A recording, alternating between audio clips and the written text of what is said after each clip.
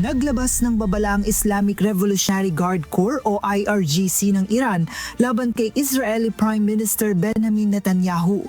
Ayon sa grupo, patuloy nilang hahanapin at tatargetin ang Israeli Prime Minister bilang ganti sa mga pag-atake laban sa Iran.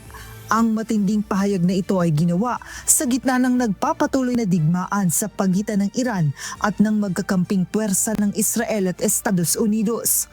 Sa mga nakalipas na araw, nagsagawa ng mga panibagong airstrike ang Israel laban sa mga targets sa Iran, kabilang ang ilang military facility at mga matataas na opisyal ng intelligence ng bansa.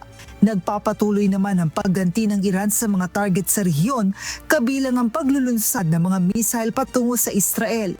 Sa gitna ng mga pag-atake at titinding pahayag ng magkakalabang panig, sinabi ni US President Donald Trump na bagamat handa na ang Iran na makipagnegosasyon para sa posibleng pagtatapos ng digmaan, hindi pa nakikita ng Amerika ang tamang kondisyon para sa isang kasunduan. Sa isang panayam, sinabi ni Trump na kailangang maging mas matibay at mas pabor sa Estados Unidos ang mga kondisyon ng anumang posibleng kasunduan. Dagdag pa ni Trump, hindi niya alam kung buhay pa ang bagong Supreme Leader ng Iran na si Mojtaba Khamenei.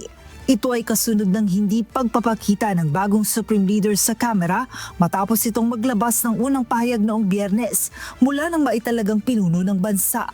Samantala, nauna nang ipinahayag ni Iranian Foreign Minister Abbas Araghchi na maaaring hindi na ipagpatuloy ng Iran ang negosasyon sa Estados Unidos matapos ilunsad ng US at Israel ang mga pag-atake sa bansa.